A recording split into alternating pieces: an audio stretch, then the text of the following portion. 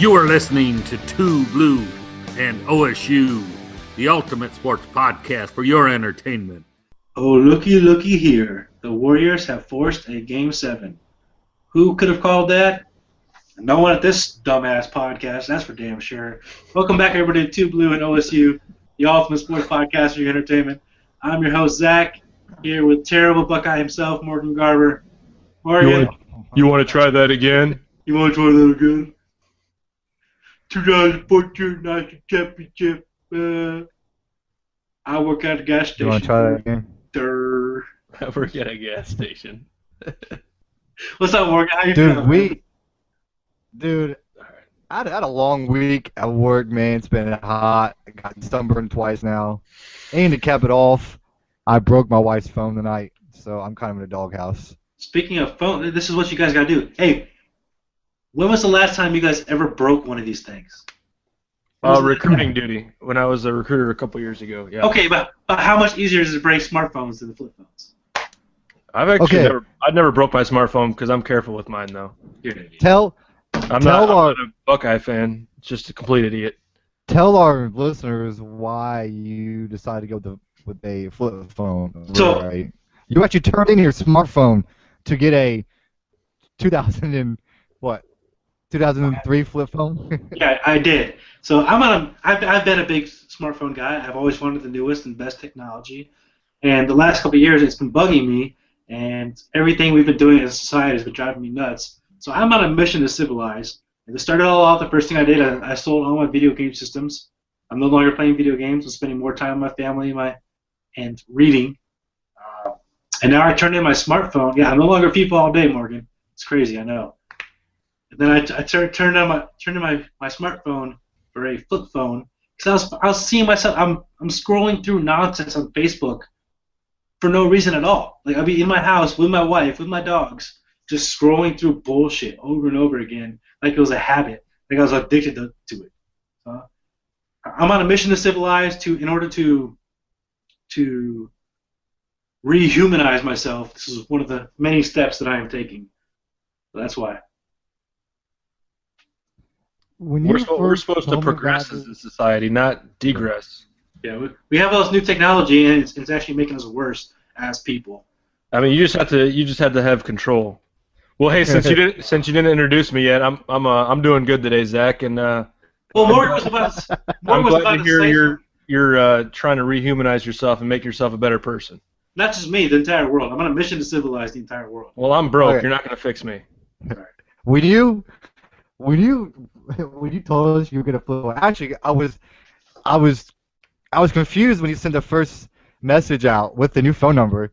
I was like, okay, maybe he's getting ready to go to Guam, and then he came out with this whole long spiel, this whole long Gandhi spiel, how you're trying to save the world, and I was like, this idiot, this sounds dumb, but it sounded dumb. Hey, hold on, listen, yes, it sounded dumb, but today, I was at work and I was thinking, I was like, this joke is really getting a flip phone. And then I was like, you know what? That's not a bad idea. And then on my drive home, I'm like, maybe I should do that.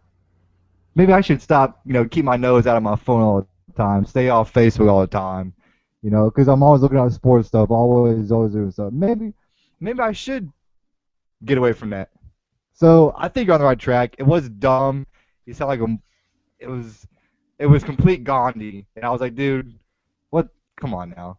But I understand and it makes sense. So this is what sounds dumb to a Buckeye fan. I told him that social networks have made us antisocial, and that smartphones have made us.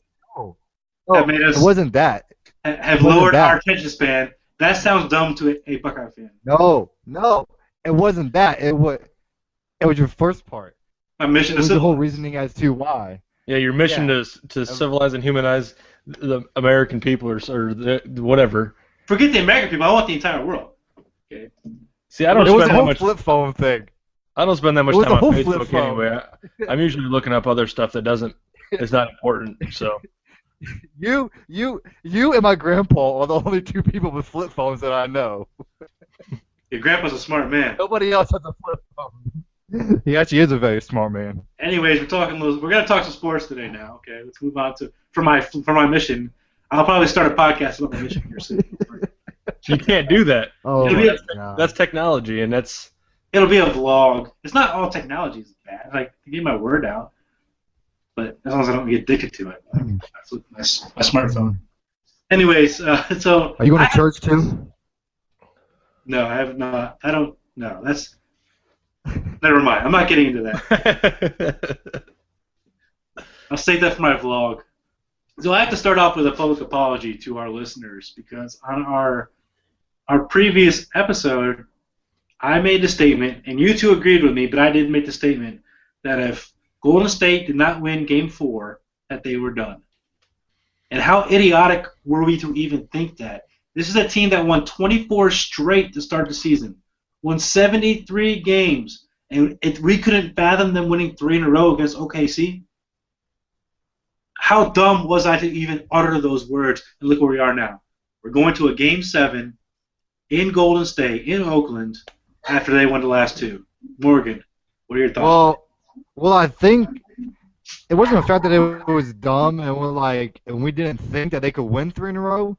It was the fact that look at what OKC has done to Golden State at home.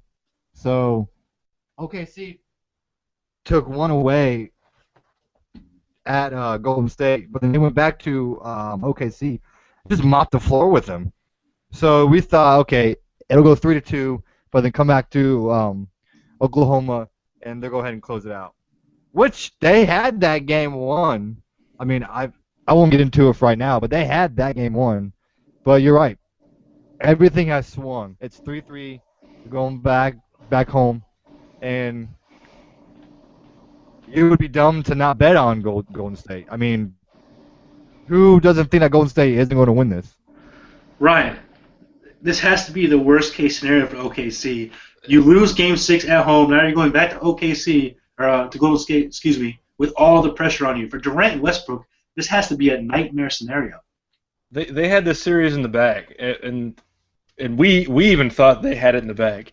I think a lot of it had to do with exactly what Morgan said, just what OKC has done to Golden State so far in this series, and then just past history.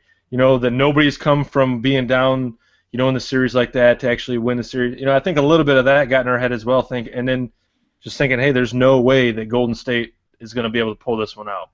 The way they've been playing, and I think OKC thought that they had it in the bag too, and they just slacked off a little bit, and now they're facing a Game 7 in Golden State, and they're going to lose. I mean, I don't think OKC can get this one. I mean, they had too many chances to close the series out and go on to the finals, and now they're facing a Game 7 against the best guy in basketball.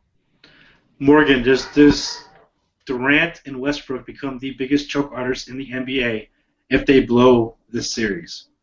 What happens to Durant talk going into the summer? I mean, it's easy to start revamping, as you can say, or opening up the Durant leaving saga again like there were early on. As far as choke artists, I think as a team you could say they're choke artists. Those two as a whole, no, because I think they're doing everything that they can. I mean, they're giving you double-doubles every night. Westbrook's giving you triple-doubles. He's turning the ball over way too much. But, like, those two combined, I don't think so. But as a team, yeah. But they had the same problem during the regular season. They weren't able to close out regular season games. Once they got to the fourth quarter, they would blow the lead. Except this time, they're blowing the series. So they're not very good at closing out anyways. Didn't they have a stretch of like 9 of 13 where they blew fourth quarter leads? Yeah, it was some ridiculous number where it was like every other night they were blowing leads in the fourth quarter. And it was going late into the fourth quarter. So it wasn't like they had like a 1-point lead. It was double-digit leads late and blowing it. Game 7 will be tomorrow night, or Monday, Memorial Day, in OKC. We were hoping to have a NBA Final preview this episode, but we're going to have NBA Final review next week without that. But I'll give you this moment now, Morgan. This is your moment to gloat. Go ahead and take over about the Eastern Conference. Well, closer than what we all thought. The end result was what we all thought, anyways. But it was a lot closer, except for Ryan. Ryan did say Toronto would get 2 games, so I'll give you credit, Ryan. But the end result is what we all thought. Cavaliers pulled it off. They blew them out by like 40 points at Cleveland. Then they went up to Toronto. That was close for a while, then they pulled it away late. LeBron had his 33. Love chipped in with 12 rebounds. Irving had a real nice game too. So they were. I mean, they played the way that they've been playing. LeBron James wasn't going to let them lose. He put the team on his back and he stepped up. He did what LeBron James should do more often than none. He needs to do a lot more. When your team is on the ropes and you're fighting not for their life, but they're they could easily lose it. Put the team on his back and win the game, and that's what he did. So now they get a couple days extra rest. That was a close series, which is good for them, but now they just sit back and wait. As a Cavs fan, would you rather see in the finals, Golden State or OKC? Early on, I wanted OKC. Then I've seen what they did to San Antonio. Then I've seen what they did early on to Golden State, and I'm like, who the hell are we going to put on Klay Thompson and Steph Curry? Demonstrating Kyrie Irving, he's the worst defending point guard in the playoffs as of right now. He's atrocious on defense. So demonstrating putting him on anybody. You could put Shumpert or JR, but I think I would much rather want to play Golden State. I mean, I think we match up better with them. I think OKC. I don't know how our bigs would do with Cantor and Steven Adams down low. I think Love would just get demolished. Tristan Thompson would get demolished. Once again, who gonna put on Westbrook? It's not Kyrie. LeBron will be guarding Durant. So I don't like the matchups a whole lot against OKC. I kind of like them a little bit more with Golden State. But I don't know. They both have 2 really good players who could easily take over a game. Ryan, as a new sports podcaster, which matchup would intrigue you most to watch? I think it'd be more interesting watching OKC because they have 2 really good players in Westbrook and Durant that can take over a game. I think a lot more than Curry and anybody else on Golden State, and I think it'd just be a harder matchup for Cleveland, and it would be a better series in my opinion. And I think this, the Eastern Conference Finals was exactly what Cleveland needed to bring them back down to reality.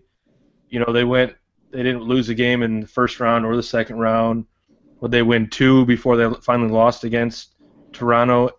So I think that's exactly the series they needed. They had to lose eventually. There was no way they were going to go all the way through without losing, whether it would be in the finals or the Eastern Conference Finals. So it's definitely what they needed. I think now that they're brought back down to reality, they're going to be a lot more focused during the finals, and it should be a really good series. No matter who they play. The only thing I have to disagree with you about is your comment about Durant and Westbrook being able to take over a game. Did you watch that game last night? No, I did not. I wasn't home. Klay Thompson and Steph Curry took over that thing in the fourth quarter. It was just 3. It was like step back fadeaway threes, rainbow. just in the defender's face. They took over that freaking game last night. I was actually disappointed that nobody stepped up for Oklahoma to pretty much put the team on their back to win it. It wasn't Durant and Westbrook. It wasn't anybody. They let that lead slip away. So I think Thompson and Curry can easily take over a game better than anybody in the league, better than any of the last three teams now left, better than LeBron James, Kyrie Irving, Kevin Love. They are true snipers out there. So again, the Game 7 of the Western Conference Finals is Monday at 9 p.m. Eastern Time. We'll finally get to see who our matchup in the finals is. Let's go ahead and move on because we have a Stanley Cup to preview as well. You didn't give us your pick on who would you rather see as a matchup for Cleveland? I want to see the better matchup. I want to see Cleveland Golden State. I want to see Cleveland fully healthy against Steph Curry and Klay Thompson in the finals, a rematch of last year. I want to see who the better team is. We didn't get it last year. I want it this year. I forgot it would be a rematch from last year. I didn't watch many basketball. I mean, you guys know I'm not really into basketball anyway, so yeah, I didn't even think about it being a rematch from last year. That's a good point. I want a fully healthy Cleveland against a fully healthy Golden State. Duke it out. Let's see who the best is. Does that satisfy you? Are you satisfied now? Yeah, I was just curious on who you thought.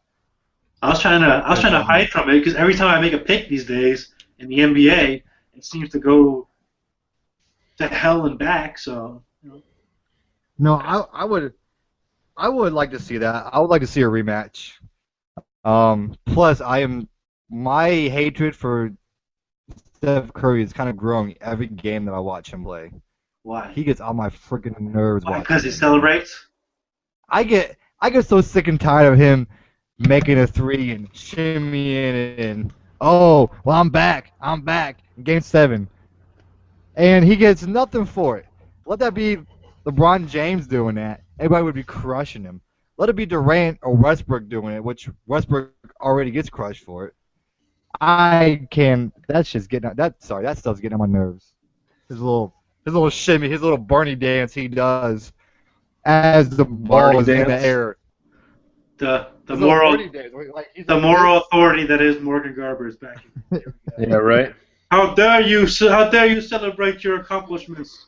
Oh, I hate you now. No, because Klay Thompson can do the same thing and not have to act like an idiot getting back on defense. I sense some haterade, but you see there, we're getting ready to move on to the NHL, Ryan, and he pulls us back in. Always trying to get out the game, but just keeps pulling me back in. He doesn't like to stop. He doesn't like to stop. He just talks and talks. I hate Steph Curry. Colin Cowherd is so right. You're both. He is right. You're both dumbasses. He is right. I'll get on that. He is right. I'll get on that next. I'll tell you later in a different episode. You take his shot away. If he's having a bad shooting night, he can't do nothing. We're moving on to the Stanley Cup Finals. I'm going to obliterate Colin Cowherd and his dumbassery yet again later in a different episode. But we'll move on to the Stanley Cup Finals. We have a matchup in this. We have the Pittsburgh Penguins against the San Jose Sharks. Ryan, are we surprised by this? You know, I shouldn't be surprised because I picked Tampa Bay and St. Louis to be in the finals. So, you know, it just goes with the rest of the picks that we've made lately, and nothing's really going our way at all on this podcast. So, no, I mean, I'm really not surprised. You know, if you actually look at, you know, the points the players are getting and stats, I mean, this is the best matchup that it could be. I mean, San Jose dominated Game 6 by a score of 5-2. Pittsburgh only won Game 7 2-1, but you know that's all they needed to get through. But I mean, look at the point. I mean, Pittsburgh has Phil Kessel with 18 points. Malkin, Crosby, Bonino all have 15 points apiece. Hagelin, Hornquist, Kunitz, and Letang are all in the double digits in scoring, and that's just for Pittsburgh alone. And then you go to San Jose. Couture has 24 points, which is the most in the playoffs right now. Pavelski has 22 points, and that includes 13 goals. Brent Burns is a defenseman with 20 points. Thornton has 18 points. Marleau, Ward, Vlasic, and Hurdle all are in double-digit points as well. So and that's almost half the team, a third of the team at least, with double-digit scoring so far in the postseason. I mean, if you look at it that way, there's no reason that these two teams shouldn't be in the finals. And I mean, the goalies better be ready because both these teams take lots of shots, and they know how to score.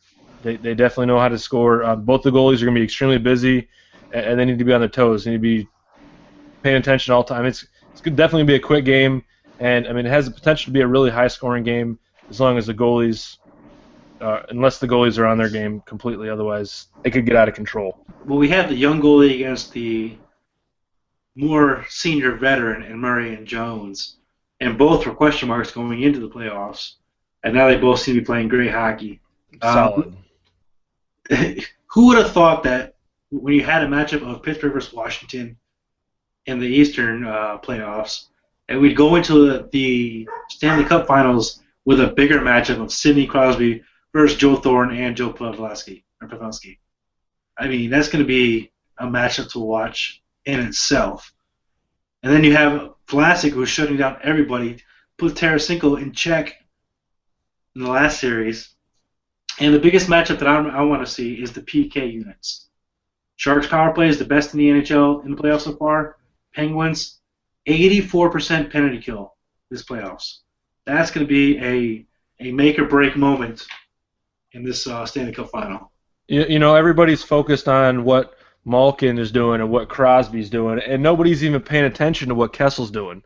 You know, he's just sliding in there, scoring points, scoring goals, getting assists. He's got 18 points in 18 games. I believe I think when I looked it up, it was 38 or 39 points in 40 total playoff games that he's been in. I mean, that's almost a point per game. I mean, this guy makes himself known out there, but nobody's worried about him. They're worried about what Crosby's doing and why he's not scoring as many points as he should be, or what's Malkin doing. And so Kessel's just getting in there and getting the job done, and he's pretty much helping Pittsburgh get to where they are now. I mean, not alone, don't get me wrong. I mean, they have a lot of guys on the team that are helping out, but he's just the one he's quietly getting the job done. Well, Morgan brought it up against Washington. Pittsburgh all around is a very solid team, top to bottom. So, I mean, Crosby's the big name and the big draw. Well, you can go to all the first three lines and be like, what do we do? Yeah. I mean, you got, 8 guys with at least 10 points apiece? Yeah. And same with San Jose. I mean, they're nothing shy of spectacular either right now. I mean, they got 8 guys with at least 10 points apiece as well. So, I mean, this is going to be one of the best Stanley Cup finals I think that we're going to see for a while.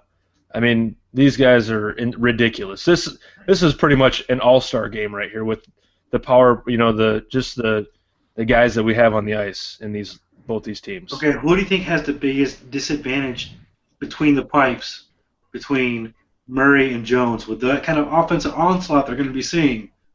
Who do you think is at the biggest disadvantage? I'm going to have to go with Murray. I mean, with Pavelski getting 13 goals already, and Couture, I think, has 11 or 12. I mean, those guys, they can score from anywhere. And, I mean, even on the blue line with Brent Burns, he's got multiple goals as well. So I think Murray's going to have his hands full. This is the biggest stage he's ever been on. He's definitely ready for it. But I think Game 1 is going to be – I think Game 1 might go to San Jose just for the fact that Murray's still not going to know what to expect coming into this big of a stage. Morgan, does this matchup intrigue you enough to watch it? Oh, definitely. I mean, it's a Stanley Cup final. If I don't watch a whole lot of the playoffs, I try and at least tune in as much as I can to the finals. I mean, it's like the MLB. You watch a couple playoff games here and there, but then when it comes to World Series, I'm tuned in. So both the teams split the season series. San Jose won the first one 3-1, and then they lost the second one 5-1 to Pittsburgh. So the series, plenty of goals scored by both sides. I think it's actually a good thing for teams to be zoned in on Crosby and others, because that opens up Kessler. Because like you said, Ryan, Kessler's been the man for the Penguins with his 18 points, with 9 goals and 9 assists. So he's kind of been their go-to guy, taking a lot of pressure off of the others. So, but with the big stage, the bright lights, it should be one of the best Stanley Cup finals. I'm gonna go on record and saying that this will be 7 games, one of the best Stanley Cup finals. Who do you have winning? Because, like you said, it's full of all stars. Say what? Who are you gonna pick to win? Who's your pick to win? I'm asking you first. You If I had can't to put piggyback money. on I know. If I had to put money down, Kessler's been on fire. Crosby can show up at any time. But I'm going to go with San Jose. I think as an all-around team, they can get the job done. So I'm going to go with San Jose. All right, I have one last question to ask you on this topic. You were pumped up about Washington versus Pittsburgh. Does this matchup intrigue you more than that matchup did? Does it intrigue me more? Yeah. No, because I don't know a whole lot about San Jose up until now. So the last one was Crosby and Ovechkin. It was Messi and Ronaldo. So if Crosby is Messi, who's the Ronaldo for San Jose now? Joe Pavelski. Who's that? Who's They have that? Who's that player? Who? They have Joe Thornton or Joe Pavelski. You have either one. All right. So Pavelski is the Ronaldo. So that's the matchup then.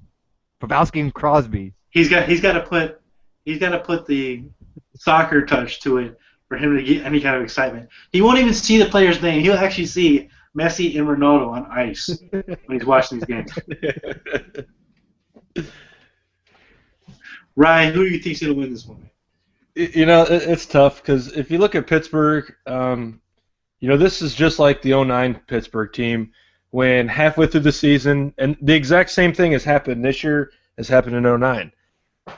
Halfway through the season, they fire their head coach because they're just playing awful. I don't even know if what their record was, but they weren't at that point. There was no way they were making the playoffs.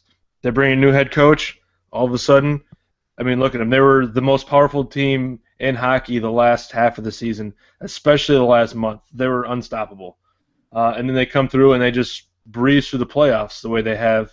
Yeah, they've gone into a Game 7, but, they haven't really been challenged enough to where I think they were worried personally about making it to the finals. I think they've been confident this whole time and knew what they needed to do to get the job done and didn't overwork themselves but didn't get too cocky at the same time. So if you look at it, I mean, it's exactly the same as 2009, but it's a whole different team on the other side of the ice in San Jose. And, I mean, as much as I think Pittsburgh has a very good chance of taking this one, this is San Jose's very first time in the Stanley Cup playoffs, so that also is going to be a big deal. But I'm going to go with San Jose in this one. I mean, it's a big stage. The first time the franchise has ever made it to the finals. But I'm going with San Jose. Pavelski, Thornton, Couture. I mean, they're all just dominating out there. So I'm going with. That's a good pick. Let me ask you this, Ryan. Who had the most impressive playoff run up to this date? Because San Jose had to go through number 2 seed, LA Kings, the wild card number 1 Predators, and then they won 4-2 over the 2nd seed St. Louis Blues. Whereas Pittsburgh had the 3 seed Rangers, the 1 seed Washington Capitals, then they beat the 2 seed Tampa Bay. I'm going to say San Jose probably did because, granted, Pittsburgh played the number 1 seed in the Capitals. I mean, history shows, and history again showed itself this year, the Capitals suck in the playoffs. I mean, it's all there is to it. Their number 1 seed does not stand up to number 1 in the playoffs. They shouldn't have been number 1. I mean, to be a number 1 team, the way they were throughout the regular season, the Capitals should have breezed through the playoffs and been sitting waiting for the Stanley Cup Finals to go down to play. I mean, but they played nothing like they did in the regular season. And St. Louis was a tough series for San Jose. I mean, St. Louis is no slouch. The Kings, they're a postseason team every year. You know, they get in here and they're usually a lot better than round one. But yeah, I'm gonna say I think San Jose had a tougher road getting to where they are right now. And I think everybody counted San Jose out a long time ago, way before they counted Pittsburgh out as well. So I'm going to go with the Pittsburgh Penguins for a couple reasons. One that you hit on in your prediction, Ryan. It's their first time here. A lot of players on Pittsburgh have been here before. They've won it. Sydney's won and lost this before. So I'm going to take experience, and you guys know my philosophy is if there's a best player on the ice or court or field, I usually lean towards them. I still think Sidney Crosby is the best player on the ice in this matchup, and I'm going to take Sidney Crosby and the Pittsburgh Penguins to win in 5 games. I think Pittsburgh's downfall is going to be, I mean, as good as he's been in the postseason so far, it's going to be their goaltending because he's not going to know what it's like to be at this level. Yeah.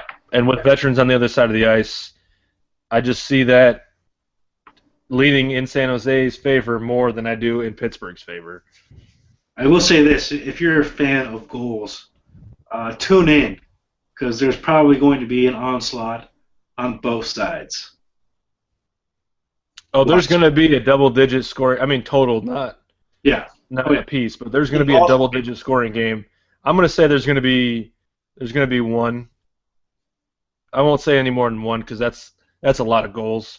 But there'll be I can see like a 5-4 or a 5-3, close to double digit. We'll get into those ranges probably 2 or 3 times. Yeah. Watch, they'll all be 1-0 games now, 2-1. Yeah, watch. That's just because we said it. Yeah. The Cursed Sports Podcast. If we make the pick, go with the other team. You'll win money, I guarantee it. Well, there's only 2 teams to choose from. Which one do they listen to? You two idiot. You're an idiot. Why do you speak? We need to give like a talk button. Like, okay, Morgan, we'll allow you to talk now. You have to request permission. Yeah. You have to route the shit 3 days in advance. He's not wrong. Route the shit. And who's your CEO? This guy. Let's go ahead and move on to our This Week in Sports History. Morgan, what do you got for us? Oh, hold on. Game 1 is also tomorrow night of the Stanley Cup Finals. Tune in. We'll have a review next Sunday.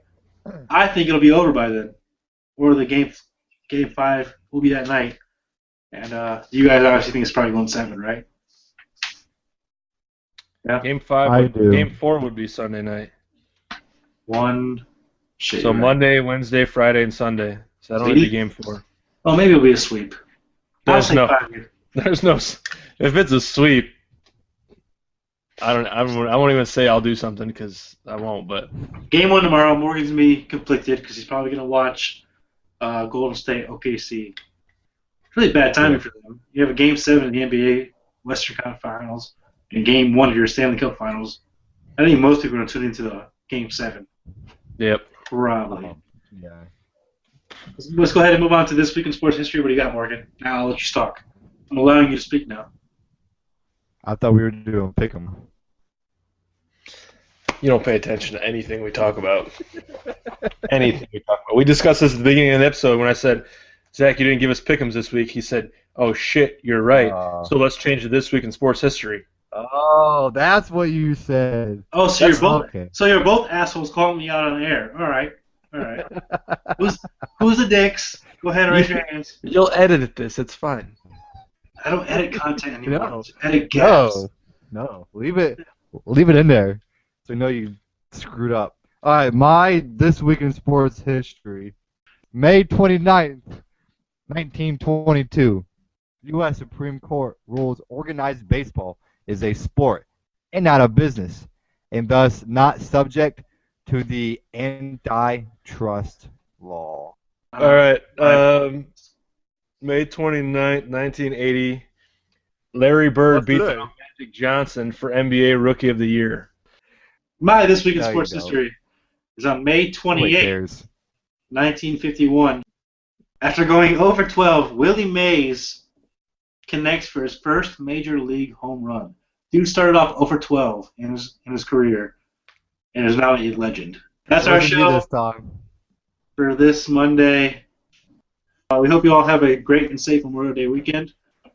Tune in for our next show. We will be discussing the Baylor Bears situation, and that's going to be a doozy. Like us on Facebook, 2BlueandOSU. Follow us on Twitter, @2BlueandOSU. Be sure to check out our soccer podcast, American Gooner Podcast. Like them on Facebook, follow them on Twitter, USA Gooner Pod. And check us out every Monday, Tuesday, and Wednesday. Have a great week. You have been listening to 2Blue and OSU. Check them out every Monday.